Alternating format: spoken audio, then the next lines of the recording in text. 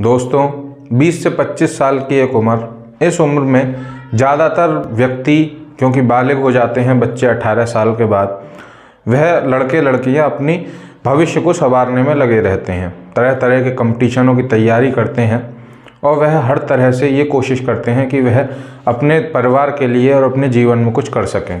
और आज की हमारी सच्ची घटना में एक लड़की इसी तरह से अपने भविष्य बनाने की कोशिश कर रही थी। आर्मी में भर्ती होने का उसका सपना था कि तभी उसकी ज़िंदगी में एक ऐसा हादसा हुआ जिससे उसकी ज़िंदगी बदल गई और उसके मन में बदले की भावना पैदा हो गई। और इस बदले की भावना की वजह से उसने एक ऐसी गहरी साजिश रची, ऐसा षड्यंत्र रचा। और जब इस षड्यंत्र का खुलासा पुलिस ने किया, क्योंकि इस षड्यंत्र के तहत एक व्यक्ति की जान चली गई और ना जाने कितनी ज़िंदगियां बर्बाद हो गईं। और जब पुलिस ने इस षड्यंत्र का खुलासा किया और जब ये खबर आसपास के न्यूज़ चैनलों में और ज़िलों में और तहसीलों में फैली, तो जिसने भी ये खबर सुनी सब ये सोचने पर मजबूर थे, हैरान थे, परेशान थे कि एक 21 साल की लड़की ऐसी भयानक साजिश रच सकती है और इतना गहरा षड्यंत्र को वो अंजाम दे सकती है जिसके तहत उसने एक लड़की की जान भी ले ली। दोस्तों आइए अब इस सच्ची घटना से आपको रूबरू करवाते हैं। दोस्तों नमस्कार, मैं देव शर्मा आज फिर हाजिर हूँ आपके लिए एक सच्ची घटना के साथ। आज की हमारी ये सच्ची घटना उत्तर प्रदेश से है। दरअसल दिल्ली से ही सटा हुआ एक इलाका जो उत्तर प्रदेश में आता है, इसका नाम है ग्रेटर नोएडा। और इसी इलाके में एक थाना कोतवाली सदर का एक इलाका, इसका नाम है बिसरख। और इसी बिसरख इलाके की रहने वाली एक 21 साल की लड़की, इसका नाम है पायल भाटी। पायल भाटी अपने जी तोड़ मेहनत कर रही है। वह आर्मी में भर्ती होना चाहती है और अपने परिवार के लिए और अपने देश के लिए कुछ करना चाहती है कि तभी आज से 6 महीने पहले उसके माता पिता ने खुदकुशी कर ली और एक जहरीला पदार्थ खाकर इन्होंने खुदकुशी की थी। और इस खुदकुशी करने से पहले उन्होंने एक नोट भी छोड़ा था। और दरअसल इनके इस खुदकुशी करने की वजह ये थी कि पायल की एक भाभी है, बड़े भैया की पत्नी, और उसका नाम है स्वाति। और उसने अपने ही सास ससुर पर, अपने ससुर पर जो पायल के पिता हैं, उन पर एक गंभीर आरोप लगाया था। और इस आरोप में उसने कहा था कि जो मेरा ससुर है वह मेरे साथ बलात्कार करने की कोशिश करता है और वह कई बार मेरे साथ बलात्कार भी कर चुका है। और उसने अपनी सास पर भी दहेज ना देने का आरोप लगाया। और इस तरह से उसने पुलिस में FIR की और अपने मायके में जाकर रहने लगी। इधर पुलिस वाले पायल के माता पिता पर दबाव बना रहे थे और समाज में भी उनकी काफ़ी बदनामी हो चुकी थी। फिर ये स्वाति और स्वाति के परिवार वाले, जो स्वाति के मायके वाले हैं, वह लगातार पायल के परिवार पर यह भी दबाव बना रहे थे कि हम केस वापस जब लेंगे जब आप लोग हमें 5 लाख रुपए दोगे। और इसमें जिस बिचौलिया ने शादी करवाई थी वह भी शामिल था और वह भी लगातार पायल के परिवार वालों पर यह दबाव बना रहा था 5 लाख रुपए देने का। और इनके पास 5 लाख रुपए थे नहीं। इधर समाज में बदनामी, इधर पुलिस का दबाव, वह इस प्रेशर को नहीं झेल पाए और उन दोनों ने आत्महत्या कर ली, एक जहरीला पदार्थ खाकर। और एक नोट भी उन्होंने लिखा था आत्महत्या से पहले, और उसमें जिनकी वजह से वो मर रहे हैं उन लोगों के नाम भी थे। इसमें से स्वाति के कुछ माता पिता और एक इसका जिसने बिचौलिया ने शादी करवाई थी और एक स्वाति, इन्होंने अपनी मौत का कारण बताए और वह सुसाइड नोट को लिखकर ख़त्म हो गई। इसके बाद फिर पायल के भाई ने, जो बड़ा भाई है पायल का और जो स्वाति का पति है, उसने पुलिस में कंप्लेन की इस बात की। और फिर पुलिस ने इस मामले की छानबीन की और ये जितने भी आरोपी थे और इनके ऊपर प्रेशर बनाने के केस दर्ज किया गया और इन्हें अदालत में पेश किया गया। अदालत ने इन्हें जेल भेजा और फिर कुछ दिन बाद अदालत से ही इन आरोपियों को जमानत मिल गई और ये बाहर आज़ाद घूमने लगे। अब इन आरोपियों को तो जमानत मिल चुकी थी और ये बाहर आज़ादी से घूम रहे थे, लेकिन जो पायल है वह अंदर मन ही मन घुटती जा रही थी और उसका सारे जितने भी आर्मी में जाने के सपने थे वह सब उसने त्याग दिए। और वह अब लगातार ये सोच रही थी कि कानून ने उसके साथ धोखा किया है और उसके माता पिता के हत्यारों को जमानत दे दी है। और फिर वह अपने तरीके से अपने माता पिता के हत्यारों को, वह लगातार यही सोच रही थी कि उसके माता पिता की हत्या हुई है और एक प्रेशर के तहत उसके माता पिता ने आत्महत्या की है। और वह लगातार अब इन आरोपियों से बदला लेने की सोचने लगी और लगातार बदले की भावना में वह जल रही थी। फिर 21 साल की पायल ने एक ऐसा षड्यंत्र रचा जिसकी कोई कल्पना भी नहीं कर सकता। और इस षड्यंत्र के तहत उसे ये तो मालूम चल गया था कि वह इस षड्यंत्र को अकेले अंजाम नहीं दे सकती, और इस षड्यंत्र में उसने लगभग 5 लोगों के कत्ल की व्यवस्था बना रखी थी। फिर उसने इसी षड्यंत्र के तहत फेसबुक पर कुछ लोगों को ढूंढना शुरू किया, और फिर एक व्यक्ति का नाम उसके सामने आया, एक प्रोफाइल, और इस व्यक्ति का नाम था अजय ठाकुर। ये ग्रेटर नोएडा से ही लगभग 60 किलोमीटर दूर बुलंदशहर ज़िले का रहने वाला है, जो बुलंदशहर ज़िला उत्तर प्रदेश में ही पड़ता है। और इस अजय ठाकुर को पायल ने अब फंसाना शुरू किया, और वह फेसबुक पर उससे घंटों चैटिंग करने लगी, उससे दोस्ती की, उसे अपने प्यार में फंसाया, और उससे वह घर के बाहर मिला भी करती थी। और फिर एक दिन वो आया जिसका पायल को इंतज़ार था। अजय ने एक दिन पायल से कहा कि मैं तुमसे शादी करना चाहता हूँ। पायल भी इस शादी के लिए तैयार हो गई, लेकिन शादी से पहले पायल ने अजय को बताया कि मैं तुमसे शादी तो करूँगी, लेकिन मेरी एक शर्त है। अजय ने पायल से कहा कि प्यार में कैसी शर्त? तो पायल बताती है कि मैंने एक कसम खा रखी है कि मैं अपने माता पिता के जो हत्या के दोषी हैं उन्हें जब तक मौत की नींद नहीं सुला दूंगी, जब तक मुझे चैन नहीं आएगा, और उसमें तुम्हें मेरा साथ देना होगा। मैं तुमसे तभी शादी कर सकती हूँ। अपनी प्रेमिका पायल के प्यार में पागल ये अजय इस काम के लिए तैयार हो गया, और फिर इसने पायल से पूछा कि तुम किस तरह से उन्हें मारना चाहती हो। पायल कहती है कि पहले तो मैं दुनिया की नज़रों में खुद मरूंगी, और उसके बाद मैं उन्हें मारूंगी। जब मैं दुनिया की नज़रों में खुद मर चुकी होंगी और जब मैं उन्हें मारूंगी, तो फिर कोई भी कानून, कोई भी समाज एक मुर्दे को सज़ा नहीं दे सकता। और फिर इसी षड्यंत्र के तहत इसने पायल ने अजय से कहा कि तुम्हें एक ऐसी लड़की की तलाश करनी होगी जो बिल्कुल मेरी जैसी कदकाठी की हो, और बिल्कुल मुझ जैसी दिखती हो, और मेरी जैसी उसकी उम्र हो। और फिर अजय ने ऐसी ही एक लड़की की तलाश करनी शुरू की, और फिर यहीं ग्रेटर नोएडा में ही एक मॉल की एक दुकान में काम करने वाली एक लड़की, इसका नाम है हेमा चौधरी, और इसकी उम्र है 24 साल। अजय ने इससे दोस्ती की और धीरे धीरे इसके पास आया, करीब आया, और इसी दोस्ती के तहत उसने अपनी इस नई दोस्त की कुछ रुपयों से मदद भी की, और इस मदद के बदले में उसने उसका भरोसा जीत लिया हेमा का, और हेमा भी अब अजय पर भरोसा करने लगी थी।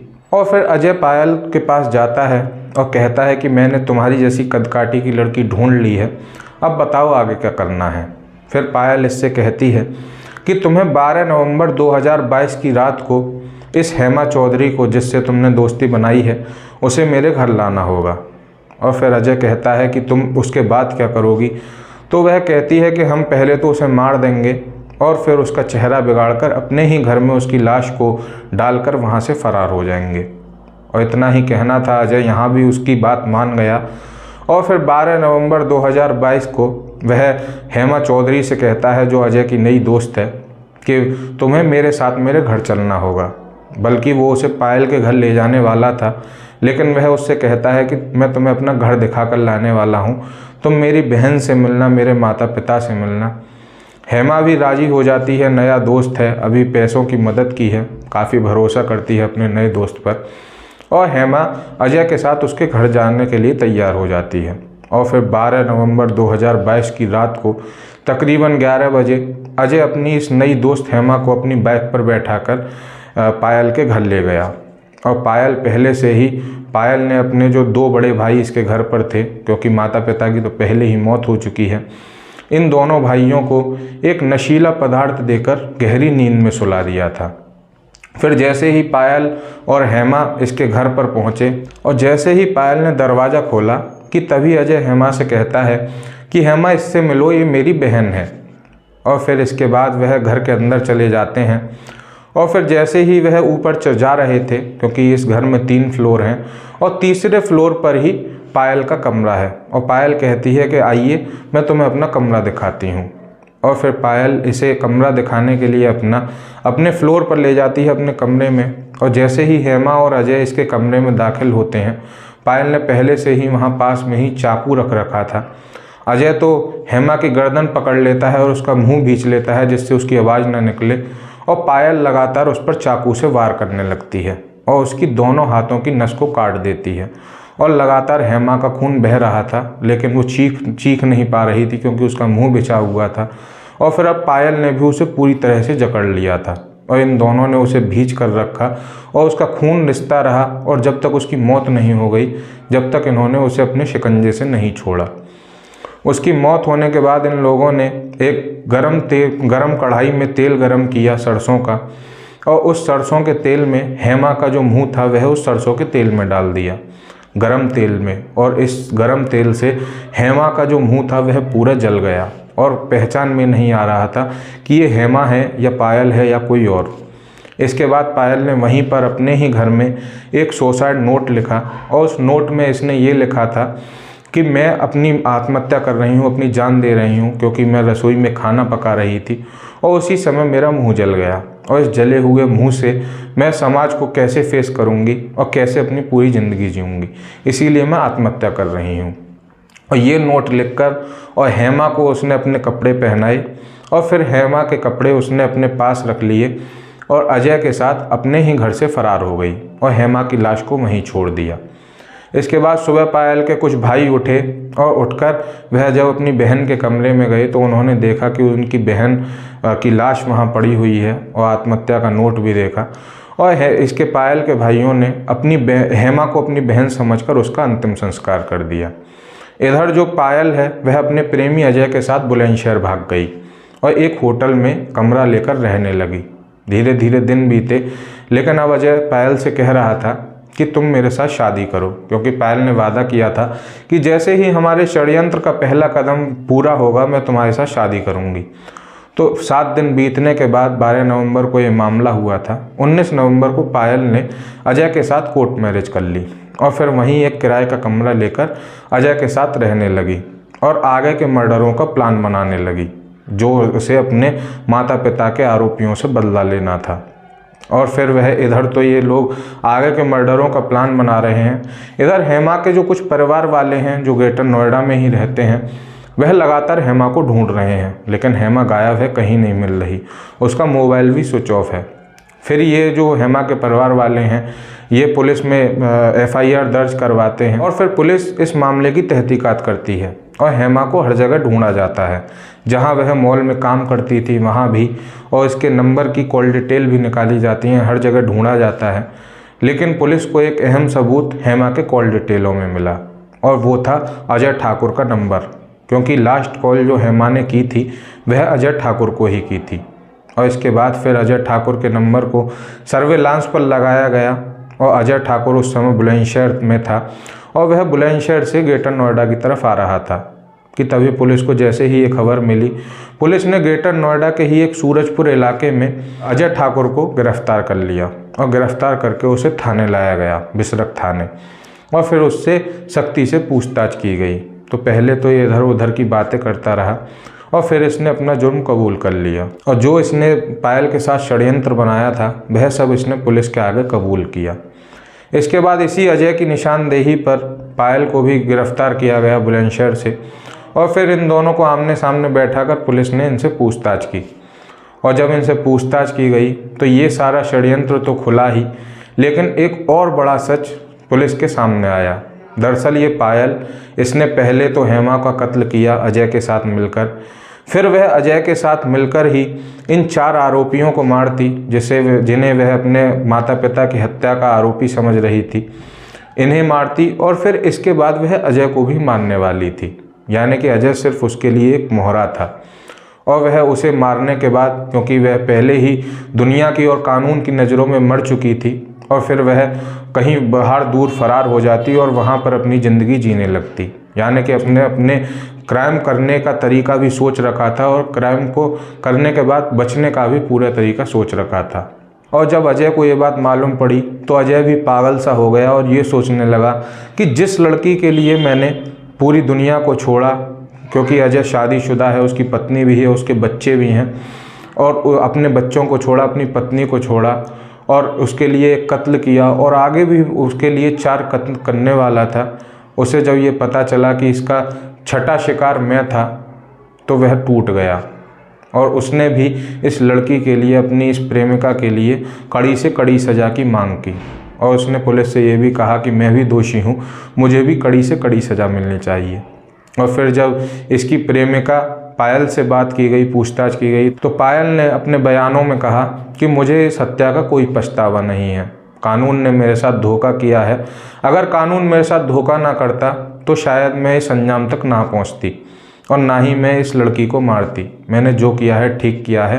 कानून की ही गलती की वजह से आज मैं कानून के शिकंजे में हूँ। दोस्तों, इस तरह से इन दोनों ने बेरहमी से हेमा का कत्ल कर दिया, जो निर्दोष थी, और उसकी इतनी निर्ममता से हत्या की गई जो वाकई में ही कभी नहीं होनी चाहिए थी। दोस्तों, अब इन दोनों आरोपियों पर पुलिस ने गंभीर धाराओं में मुकदमा दर्ज कर इन्हें जेल भेजने की तैयारी है।